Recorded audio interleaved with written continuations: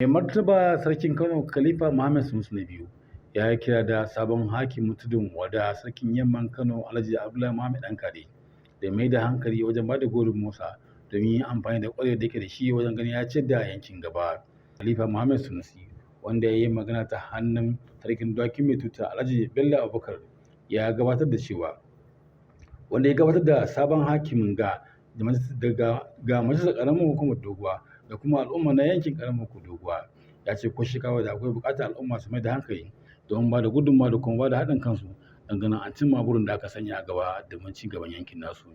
Mai martaba Sarkin Kano Muhammad Sanusi da kan ya bayyana sabon hakimin da cewa mutum ne jajirtacce mai yin aiki tukuru wanda ke ba da gudunmawarsa ko da shi wajen ganin ya hidimta al'umma domin kawo ci gaba, inda ya kira da cewa sabon hakimin zai mai da hankali domin ba wa ƙaramar hukumar haɗin kai domin ganin an ci da yankin gaba. A jawabinsa shugaban majalisar ƙaramar hukumar ta Doguwa, wanda ya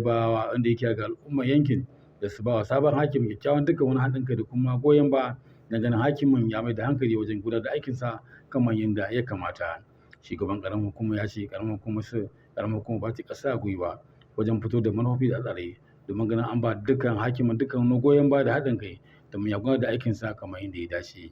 Shi kuwa yanda yake jawabin godiya, sabon hakimin na Doguwa Sarkin Yamman Kano Alhaji Abdullahi Muhammad Ɗankare ya da cewa ba zai ƙasa a gwiwa wajen yin gaskiya da kuma riƙon amana don fito da ayyuka da za su tabbatar da an yi gudanar da ci gaban yankin yadda ya kamata. Daga nan ya buƙaci gudunmawa da kuma haɗin kai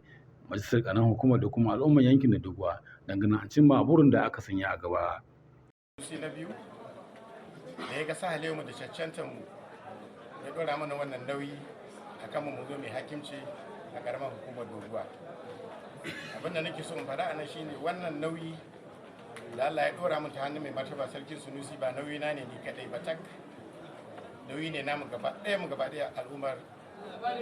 Doguwa local government. Sauran waɗanda suke cikin tawaga daga hakimin sun haɗa da